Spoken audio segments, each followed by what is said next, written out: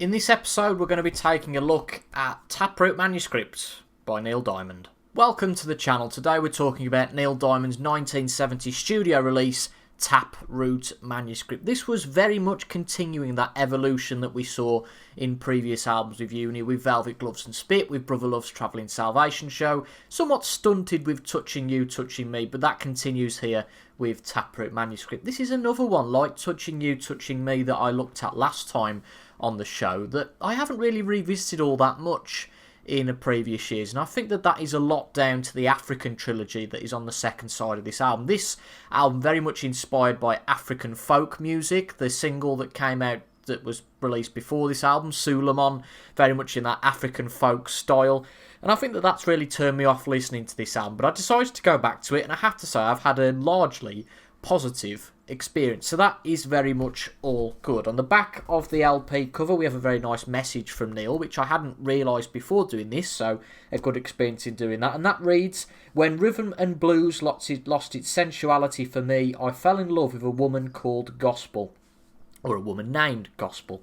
"We met secretly in the churches of Harlem and made love at revival meetings in Mississippi, and loving her as I did, I found a great yearning to know of her roots, and I found them, and they were in Africa, and they left me breathless.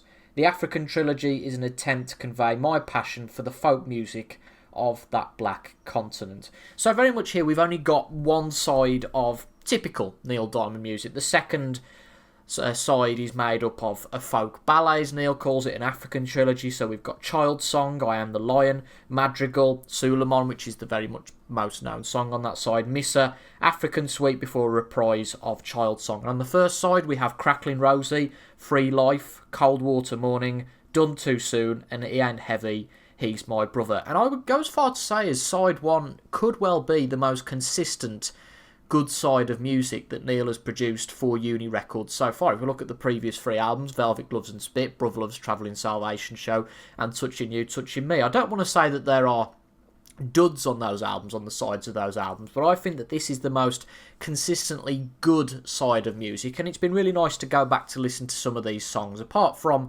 Cracklin Rosie and Done Too Soon, none of the others really feature on any compilations anywhere. He Ain't Heavy, He's My Brother was played later live. I've heard a couple of live renditions of that, but in terms of Free Life and Cold Water Morning, two songs that I do like very much. It's nice to hear those again within the confines of Root Manuscript. Again, an album that I don't go back to all that often. In terms of where this would place for me for Neil Diamond, I think that it certainly wouldn't be on the top echelons. It wouldn't be one of my favourite Neil Diamond albums. But it is better than I had previously expected, and I think that I had rated it down previously mostly because of that African trilogy, that folk trilogy on the second side of the album that put me off listening to it. And I have to say that I don't know if I'd heard it in full before. It's certainly my first listen for a very long time. I've listened to it a few times over the last few days, and it is better than I thought it would be. It's certainly not offensive at the worst level. It's not offensive at all. I think that some of it's not that memorable, the likes of Child Song and I Am the Lion. I think the big thing is there's not a lot of Neil on those songs. And as I've talked about recently, I'm getting more into soundtrack music, more into instrumental music. So I enjoyed the two instrumentals. You've got Madrigal and African Suite, which I'll get into a little bit more. And I think it was better than I expected, and certainly a good experience as a whole side of music, as a whole collective.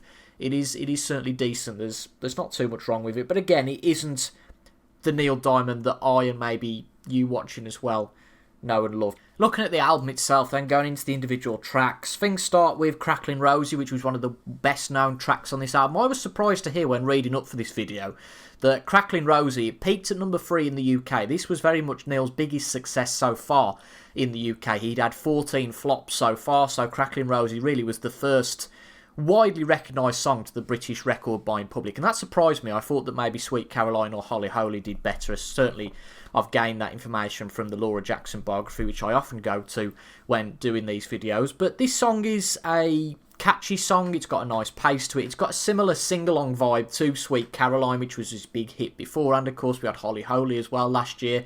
And these songs all have the namesake. There's Sweet Caroline, there's Holly Holy, and then you've got Cracklin Rosie. But this time the song isn't necessarily about a woman. It's based on an old folk tale that Neil heard about a Native American tribe who the women outnumbered the men quite significantly, and those men who didn't get a woman, they would go for a bottle of Cracklin Rosie instead. So it's got that dual meaning to this song, which is interesting. But apart from the lyrical content, the song itself, it is catchy, and it is one I like. It's a good song, is Cracklin Rosie. Free Life, I talked about this and Cold Water Morning as being songs that I like very much. I think that this one's good because it's got that very much carefree vibe to this. In my head, I see the Brother Love's Travelling Salvation Show album cover, and this has got a similar vibe to all of that feel in the album cover, and dare I say, it's almost a little bit middle of the road, but I like this one. I like the flute on this one, some of the other instruments on this song, but this is a good one. Cold Water Morning, this is a real standout on this album. The few times I've listened to this, it's no coincidence that I've turned the sound up listening to this song. I think this is really well arranged, beautiful orchestral arrangements, and again, it is a great deep cut, as I said. Doesn't really feature on any greatest hits albums, anything like that. It is a really, really solid song. You've got Neil's gentle vocals, and quite unusually for Neil, there's quite a higher vocal register at points throughout this song, which gives this one a bit of a different uniqueness. And I think this one somewhat teases what's to come on Stones as well, a bit of a sign of things to come with that musical sound on Cold Water Morning.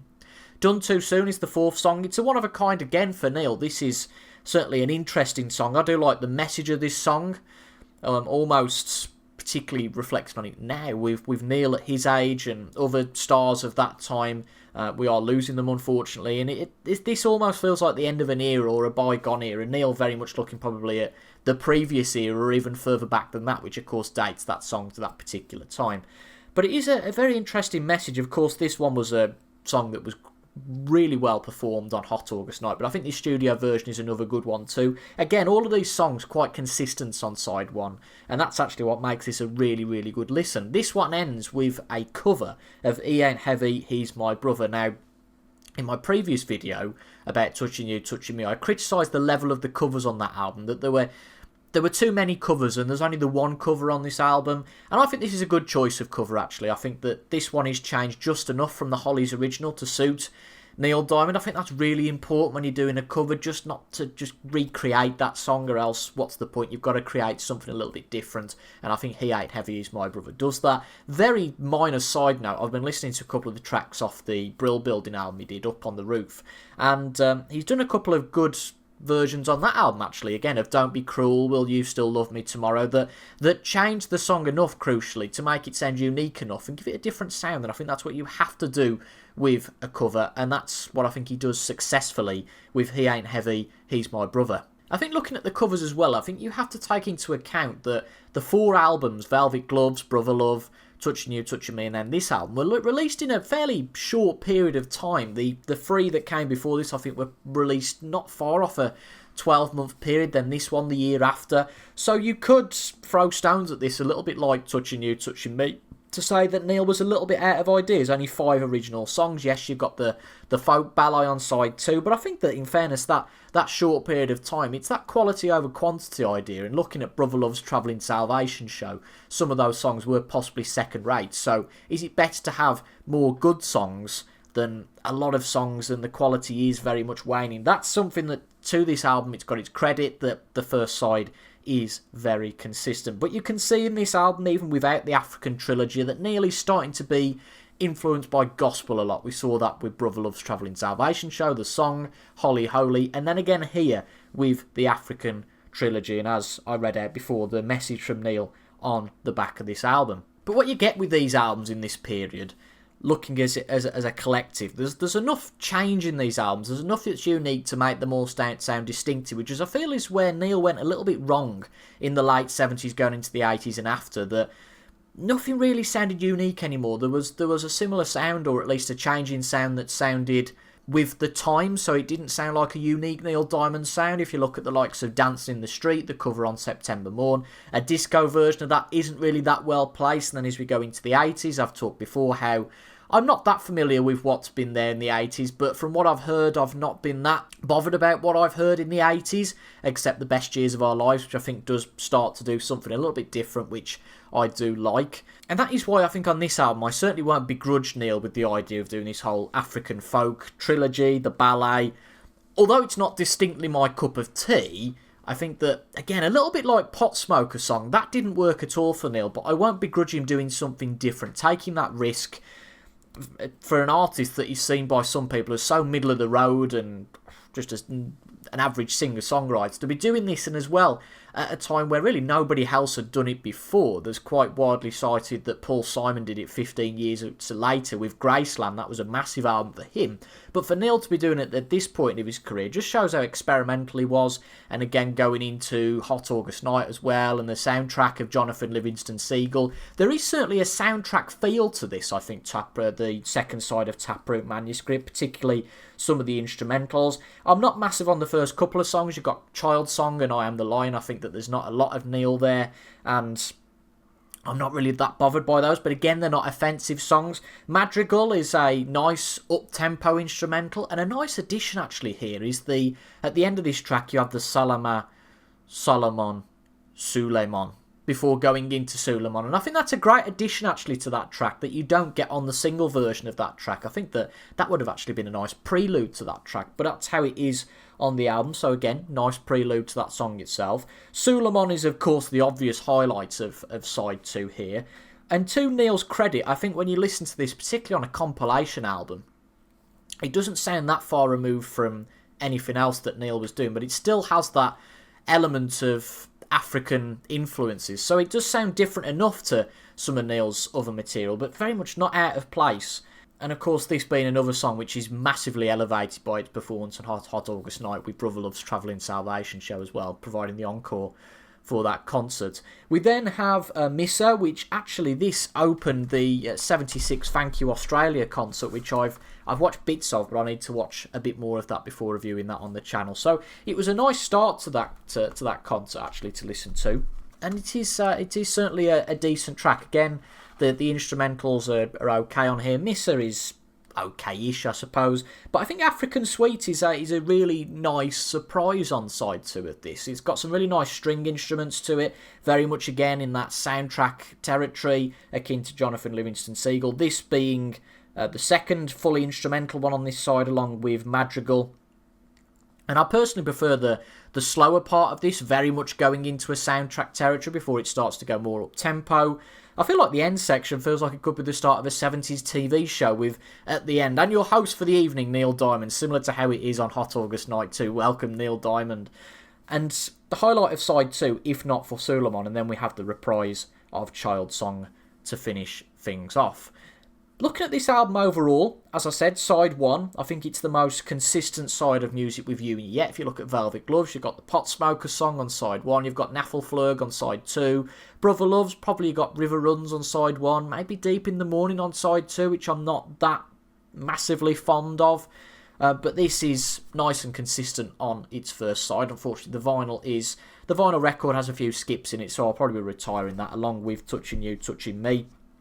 End of the day, it's 50 odd years old, so it's seen its time, I suppose. But this has been a good one to go and look at as a review, because it is one before that I hadn't really gone back to, and I don't think I'll go back to it necessarily after this. But I think what I've gleaned from this experience very much is the African Suite, the fact that the African trilogy isn't as bad as I thought. It's not completely terrible. It's not really what I'm looking for from Neil Diamond, but I think as a progression in his career, it's certainly a very interesting article to look at in terms of Neil Diamond. But Taproot Manuscript, one I would recommend to go and listen to. It's certainly not going to be anywhere near the top of my Neil Diamond ranking as a whole, I don't think. If I have to look at it against other albums, if you look at the best of the best, Beautiful Noise, it's not consistent throughout. It's not one that I go back to all that often, but the deep cuts on this are good. The single material on this is good, so really solid album from Neil Diamond to go into the 70s. If you've enjoyed this review of Taproot Manuscript, do leave a like and comment down below, subscribe to the channel, share it. Any of that engagement really helps the channel be found in the algorithm, and hopefully there'll be another Neil Diamond video soon. This series of videos is all to celebrate the music of Neil Diamond prior to the release of his Wild at Heart album on the 8th of May. And if you want to continue your journey here at Toby Jones Talks Music, there'll be a video up there which you can go and check out to watch next. But all that's to say is thank you very much for your company. Leave your opinions on Taproot Manuscript down in the comments, and hopefully I'll see you all again soon for another video. Thank you for watching.